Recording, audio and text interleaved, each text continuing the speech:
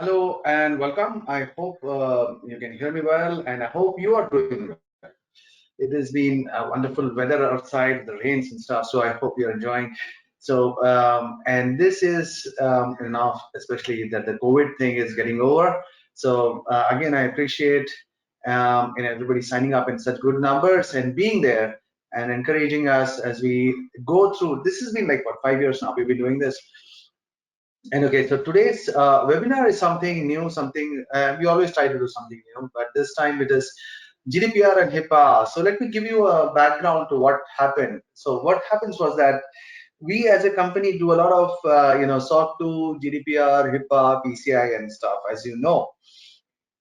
And many a time, companies ask us, should we do GDPR or HIPAA? How does it matter? Like if you've already done HIPAA, so GDPR should be easy, or they talk about it the other way around, or sometimes they say, oh, we've done SOC 2, so we've done the in a privacy trust principle in that, trust services criterion. So by that, probably our GDPR HIPAA is already in place. So, then we keep explaining.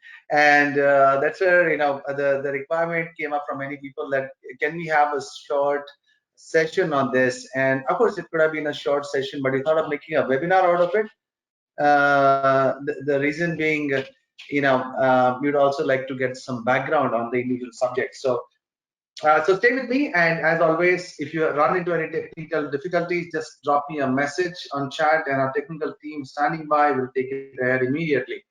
All right, so this is our webinar on GDPR and HIPAA. As you know, as you got the invite, and what is going to be covered in that.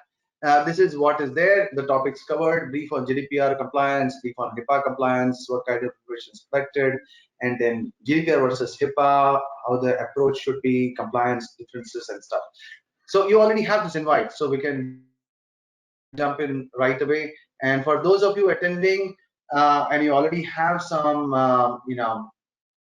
professional certification like CISA, CISSP, CISM, series, QSA, or whatever, you get points for continued professional education. So for it, by attending a webinar, you get 1 point, but for that you have to stay till the end to ensure that you get logged in as one, because sometimes we get notes from our team, from the people, from the organization to confirm that XYZ person whether he attended, like a background check. So then we can only reform in the reply in the affirmative if you stay till the end. So if you bail out midway, we can't do this. All right. And of course, just to clarify, we don't really give out certificates to anyone. So if you're there, we have your name and we verify against that. So thank you again for being there. And over the 5 years now, we've done dozens and dozens of webinars, and that's our YouTube channel. We've got more than like 2,000 plus 2,300 something subscribers, and probably one of the most visited YouTube channels for compliance content, and many times more better visited. So you can go to our site, and for those of you looking for the link, I've put the link in the chat box. You can view our YouTube channel, see all the information for free. We post expert videos, webinars, tutorials, all our content on the YouTube channel. So feel free to go through it. And as you go along, drop in your queries in the query box. And many a time there are too many queries. So, but let me promise you that in case I miss replying to someone, I will reply to you personally. All right. So, if you want some more topics to be taken up, some particular angles to be taken up, do drop in as your suggestion in the comments box. Once the webinar gets over, we will definitely consider it. Actually, almost all of our webinars are based on this content, this feedback that we get from you. Okay, about me. Okay, many of you already know me. This is me, the face to the voice. I myself been in the InfoSec for like almost 25, 30 years now. And I have my own company, VISTA InfoSec. I'm myself a QSA, QPA, SSLA, SSFA, CISA, CSP, many things. Anyway, so my own company, VISTA InfoSec, we work in these segments for what, 18th year now. And we are internationally there across the world, working across continents. It's always a pleasure. And yes, and we are ourselves certified on various things. As you can see, I'll quickly jump this. and that's our service portfolio. I don't worry, I'm not going to take you through each of our service lines. We work across the gamut. We don't sell any hardware, any software at all. And these are the certification and or attestation services, which include GDPR, HIPAA, PCI, SOC 1, SOC 2, so many other things. So we do, and these are a few of our esteemed clients that we have worked with and we continue working with. These are just a few of them. And it's always a pleasure and a privilege. Quite a few others. So thank God for this. Going ahead, after this thing, do give your certification feedback after the last slide, and just take the 30 seconds to fill it. It gives us a great boost as to understanding as to how you like the webinars, and even critical feedback, even negative feedbacks are appreciated. So do drop in your feedbacks on this. All right, so jumping right into the core of the content. Um, an introduction. So as of now, data privacy is taking the world by storm. More than data security, people are more concerned about how their individual data can get misused or is being misused, and what can be done to protect it. And at this time, the most heavily discussed standards internationally is GDPR and HIPAA. GDPR has been there since 2018. HIPAA has been there for more than a decade. It's evolving continuously, and it is always good to see, good to read about what is happening in the standard front. And of course, GDPR focuses on personal data of European citizens and UK citizens, depending on GDPR UK or GDPR EU. HIPAA is more on EPHI, electronically protected health information. So again, obviously there are overlaps, obviously, because it's both the standards are privacy based, but there are differences too, and we'll come to that. So just as a brief on GDPR. So it was released by the European Union when UK was there as a part of it on data protection, especially in privacy. It requires businesses to and mandated with heavy fines to protect the privacy of personal data of citizens of the European Union, and even also protects the privacy of personal data outside the EU. And the regulation gives a right to citizens to control how their personal information can be used. And it requires information to businesses to even implement data protection measures for securing information against theft, fraud, and or misuse of the data, such as cross use and selling and stuff. All right. So moving ahead. So who must comply? So any organization that stores, processes, and transmits personal data of citizens of EU. Now we are saying EU, and there is GDPR UK also. So it basically the basics is not going to change. We have written EU, but it applies even for the UK. Now it also applies to non-EU companies that process. So it's not necessary that you are a company based in the European Union, and so this applies to you only, because most of our clients whom we have done GDPR are based outside of UK, but they're working with companies in UK, in EU, and they need to have GDPR in place. So that's how this whole thing ties up for companies. All right.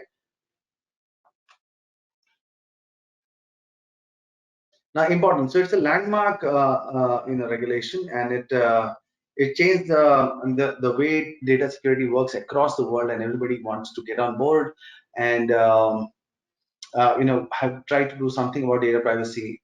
Now, as citizens of EU and the European Union, UK, whatever, they have greater control over their personal data and have an assurance that their information is protected across Europe and even outside. So that's how the standard has been written. Now I cannot get into the specifics of it. If you're really interested, you can see my channel in the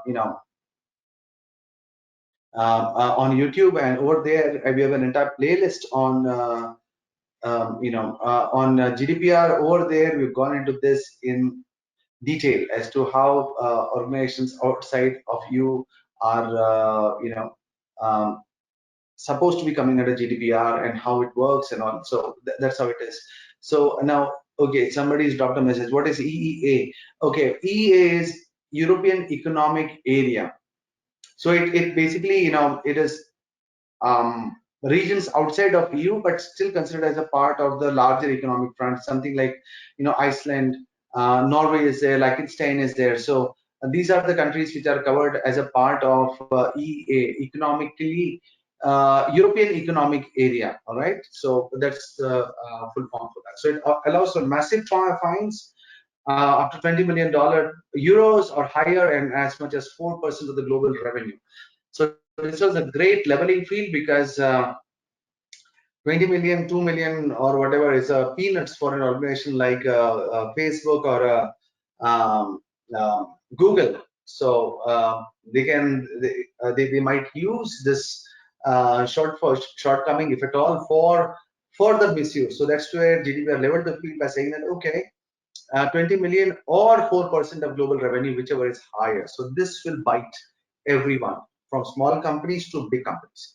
So have severe implications for non-compliance, and they could be heavily fined, and there have been fines in the excess of hundreds of millions of dollars. So people are very careful on how they're using this data, right? So moving ahead, importance and brief on HIPAA. So brief of GDPR, brief on HIPAA. So this has been there since 1996. As I said, it's been there for years now.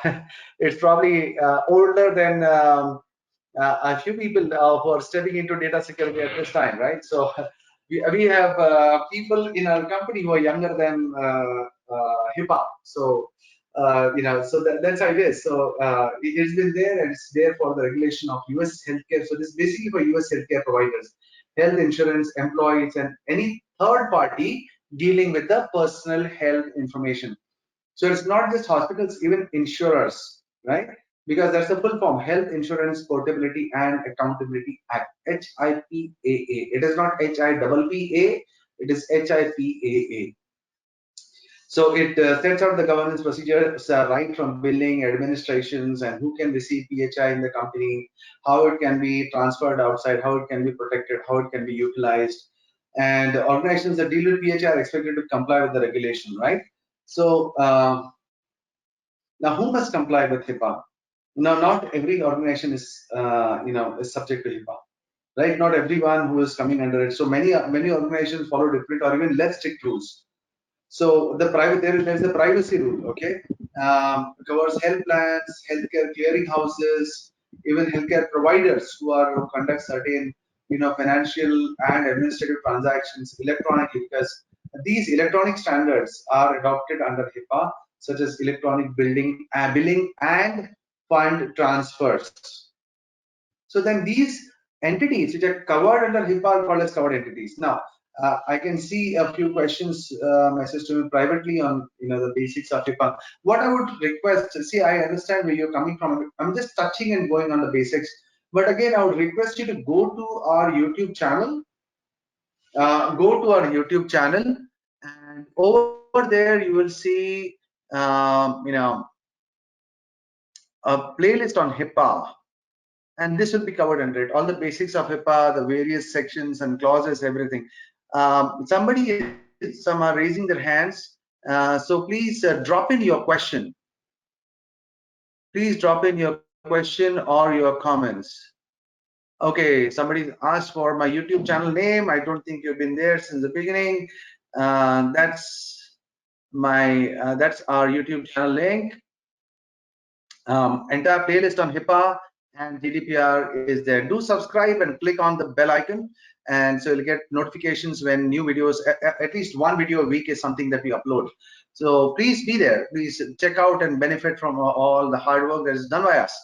So anyway, so the people who are covered under it, and so the organizations directly covered under it are called as covered entities. And even if they contact with somebody else, they are called as business associate. When they are when they are covered under it, they go over there. A covered entity, when they send data to somebody else, those are called as business associates.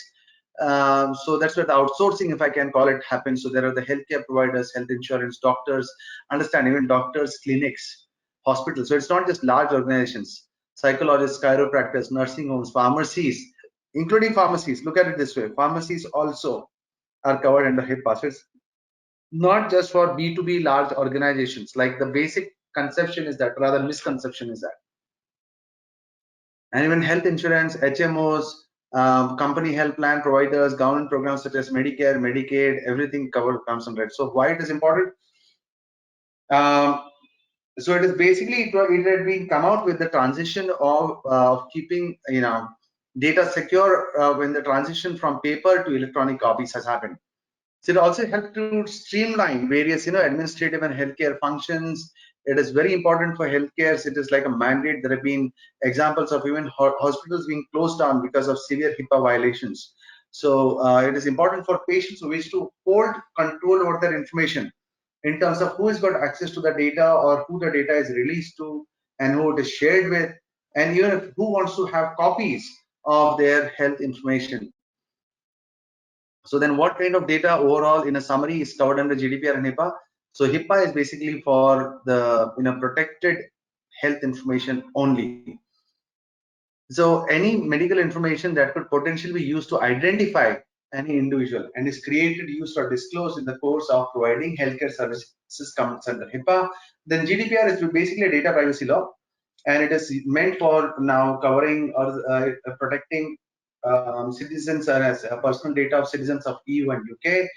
Regulation is much more broader in scope and not specifically restricted only for the healthcare. That is what we keep telling our clients. That is, GDPR covers even the healthcare information of people, but HIPAA is only for healthcare information.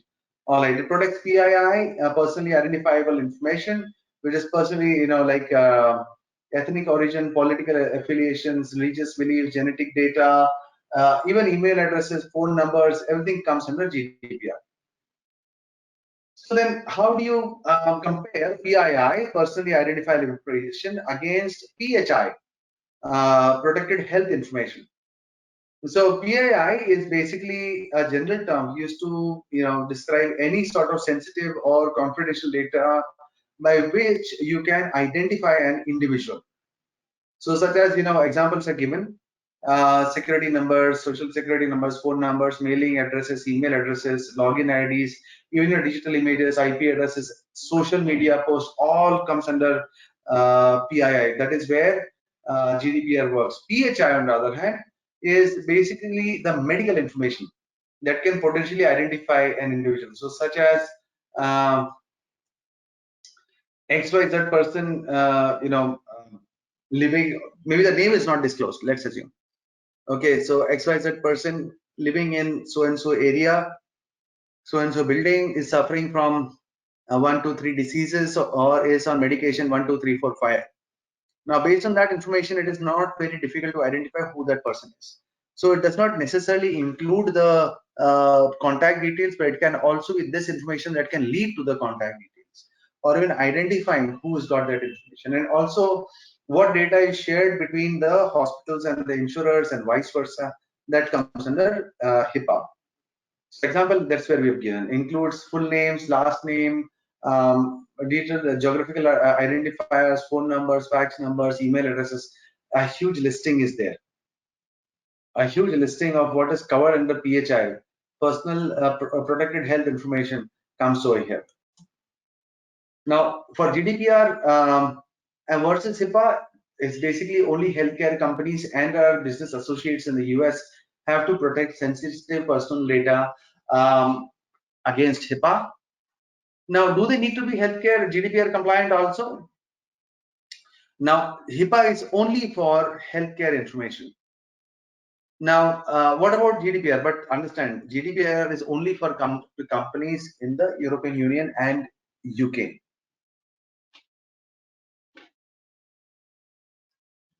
So let's assume you have clients coming in your hospital in the US from US, UK, and stuff. So in that case, you might want to do, have this GDPR also in place with you. Again, I'll cover this more in detail as we go ahead. The key differences. Let's quickly jump into it. So understanding the key differences. GDPR is the data regulation that came into effect in 2018 and in the EU, and HIPAA is in the US and came into effect in 1996. GDPR calls for the protection of personal data or information, PII, personally identifiable information, but HIPAA is more on protection of healthcare information. So GDPR applies globally to any organization that deals with the personal information of citizens of the EU, whereas HIPAA only applies to covered entities and business associates within the US. Okay, let me clarify over here. We have clients in Middle East, in the UK, in India, in Singapore, where we have done HIPAA. Why? We might say, okay, this is only for companies in the US. But see, what happens is they are business associates of companies in the US. And those companies in the US are coming under HIPAA. Now, let's assume if you are sitting in Singapore or India and they give you that information, and if there is a breach, they will be held responsible in the US. So what they do is they want to ensure that even you are compliant with HIPAA, and that's where they say you better have HIPAA in place no matter where you are, or don't work with us. So GDPR banks heavily on consent to get explicit consent for the processing of personal data, which is considered as sensitive data. But then the processing can be done without the consent if it meets the conditions of processing as per Article 9 of GDPR. But there is no such explicit consent required under HIPAA. Okay, quick question. Okay, okay. Somebody has just asked as to Robin, I think. Yeah, Robin has asked as to what is the meaning of Article 9. Robin, I really appreciate, my friend, that you have dropped in this question, but understand, I really can't get into, there are many articles under GDPR, and getting into each at this time will be very, very difficult. What I would suggest is that you already have put in the chat our YouTube channel, and I'm also now putting our website. Okay, what you can do is go to our website, visit the blog section. Visit the blog section. In the blog section, there are dozens of articles on GDPR, HIPAA, and explanations on each individual articles of GDPR. We are one of the most visited sites on the internet for information on GDPR and HIPAA. So feel free, the information is free, no one is charging you anything. For most of it, we don't even ask you for your contact information, right? So for GDPR, you need to appoint a DPO, data protection officer, and the DPO is required to ensure data management and handling is in line with GDPR compliance, whereas HIPAA requires the appointment of a privacy officer and a data security officer. So one sec.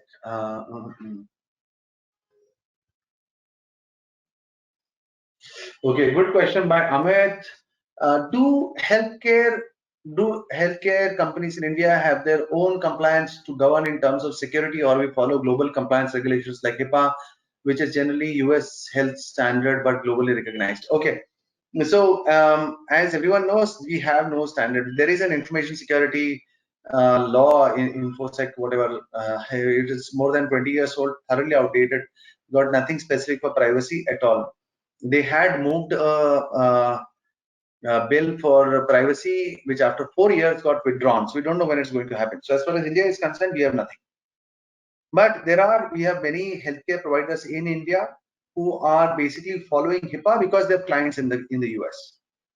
So that's how it is. So saying it as a blanket that do companies in India follow global standards like HIPAA, that would be incorrect, because only those companies who are taking it seriously and working in the US follow those standards. Otherwise, rest all lesser said the better. All right. Going ahead, so HIPAA also requires you to appoint a privacy officer and data security officer, and the responsibility of the privacy officer is to oversee and ensure implementation of the privacy in line of HIPAA. So, okay, Rachel, nice question. She's asked, okay, can the DPO and the privacy officer be the same? Yes, can be the same, because there is a lot of overlap in responsibility. You can even have, for smaller companies, you can even outsource this activity. For example, we provide DPO services to our clients. We have clients to whom we are doing this remotely also. And in your company, you can even appoint somebody who is in a non-conflict role, such as in quality assurance or in InfoSec, but that person should be reasonably qualified for the post, for the designation, with good experience and certifications. Do not go like a seen in companies where they are appointing a DPO or a privacy officer or a data security officer, somebody who's doing nothing. So he's got nothing to do and give him this post, he'll at least sit quietly, so that way. So GDPR requires something called as a DPI, a data protection impact assessment, every 3 years, or when there is a risk of change in the data processing standards. So HIPAA requires risk assessments to be done annually. Now, under GDPR privacy rights, there are a lot of rights that are given to GDPR citizens, citizens of EU and UK. Right to rectify data records, right to access personal data, right to erase, forgotten. You can read it. Revoke consent, right to object, automated decision filling, profiling, to be notified in case of a breach. So many rights is provided to them, and right to make a complaint to the authority. So in HIPAA also rights are there, but not that pervasive, especially because consent is missing, and so that is there. But again, it's not that it's useless. It's very strong, and it's been very effectively implemented also in the US. So GDPR levies fines minimum goes from 10 million euros or 2% of worldwide annual revenue of the financial year, whichever is higher. Or it can even go up to 20 million pounds and 4% of worldwide annual revenues, each ways. Whereas HIPAA has different levels of penalties for lack of non-compliance, ranging from $100 to $50,000 per violation, or going up to $50,000 violation and $1.5 million per year. And then plus people can also face potential criminal charges for knowingly or with reasonable cause up to 1 year for HIPAA, or false pretense up to 5 years, or fraud up to 10 years, and $250,000 in fines. Sorry. GDPR limits the duration of data storage. HIPAA does not draw a limit on the storage of the data collected or the data retention. So coming to the question, does GDPR compliance guarantee HIPAA compliance? Think about it. So that's one of our most pervasively asked questions. It doesn't. Let me put it that way. But it does make compliance a lot more easier. But it doesn't guarantee that if you have this, you'll have that too.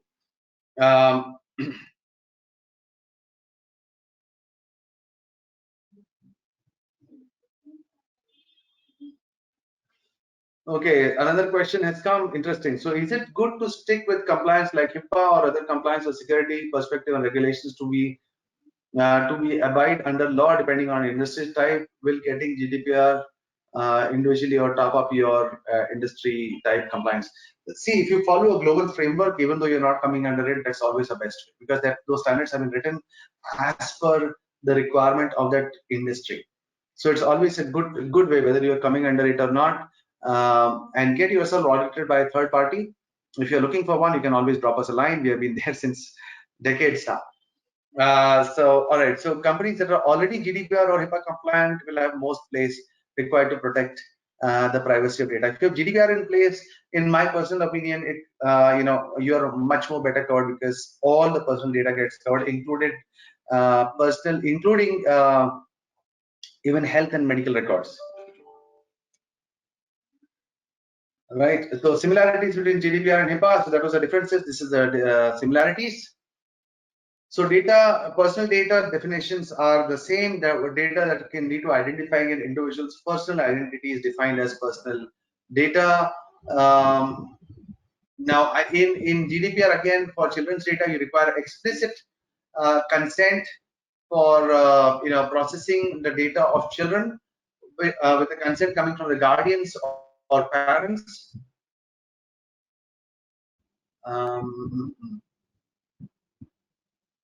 And then for security measures, organizations need to develop and maintain data protection policies and procedures. And same thing under HIPAA, you are required to be having data protection policies, procedures, with physical, technical, and administrative safeguards. And again, you need to have a data protection. You need to have somebody dedicated. Not mandatorily, but if you're handling under GDPR sensitive personal data, then it's mandate. Otherwise, if you're handling large quantities of data, it is mandate. Otherwise, you can. But to be on the safe side, it's better to at least nominate someone who knows something about privacy. Like, it's not mandatory for you to have somebody on the roll. So we have companies where we say, um, we will nominate a virtual DPO for you. Like that's what we provide to our clients.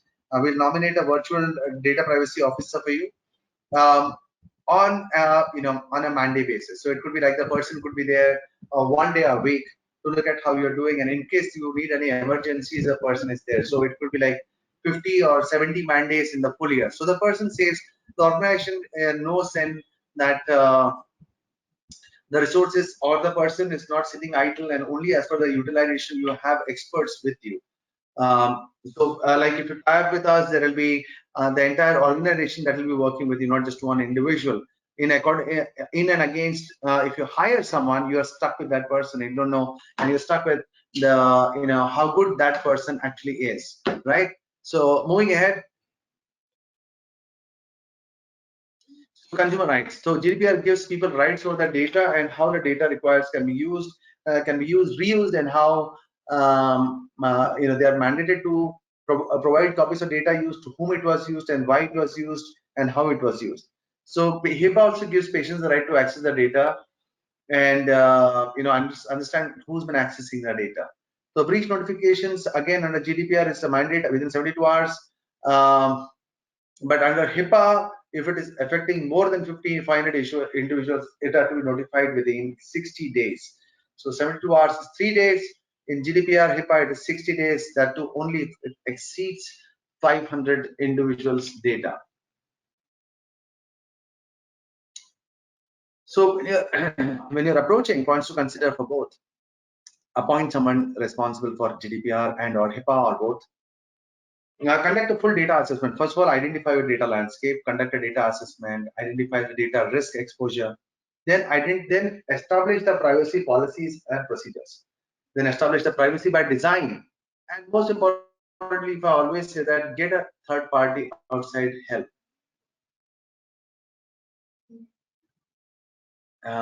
One second.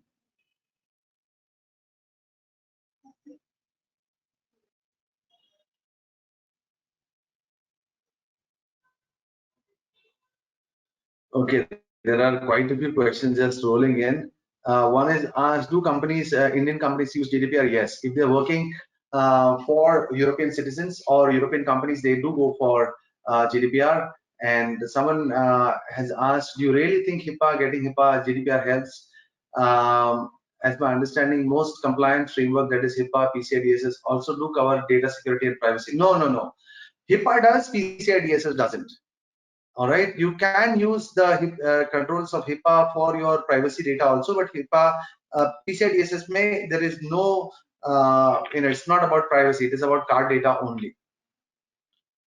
Now so that's what you have to understand. Now HIPAA again is for this thing, but the control requirements are different under HIPAA and GDPR, as you've already covered, right? So going ahead on this particular standard, on this particular session. All right, so okay, so points to consider for achieving GDPR HIPAA compliance: appoint a data protection officer, conduct this thing, and most importantly, get a professional compliance consultant for you. All right, so that brings me to my end. There is so many questions. Now someone has asked, Harsha, is there a HIPAA certification externally? So understand, there is nothing, these are all laws, there is nothing called as GDPR certification. That's a good question, by the way. There is nothing called as GDPR certification, HIPAA certification. No, there is only the compliance assessment. Understand, these are laws. HIPAA, GDPR, CSV, CCP, these are all laws. There is no certification appointed by the judiciary or the parliament bodies to do this certification. At best, you can get a compliance assessment. So why do you need to do it then? Tomorrow, God forbid, if there is a breach, you are in a position to tell your clients that, see, we did our best. If we are assessed by so and so company, they have given us a clean sheet, and this is our background, and this is the way that we work. So that always helps, getting a third party attestation to that. Again, it's not a mandate by the law, but it helps to prove due care and diligence. So I hope that helps. If you're looking for somebody to help you with that, we can definitely look us up. And as we end, a general reminder of the survey: please to share your valuable feedback.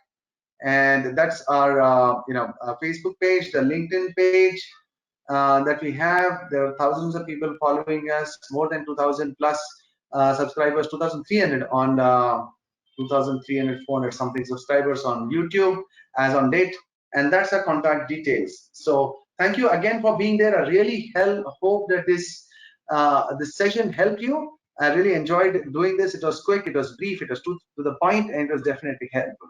So I really hope you agree with me on that. So do drop in your comments, and if you're watching this on YouTube, do subscribe and click on the bell icon. It really helps spread the good word. Let everyone have the benefits.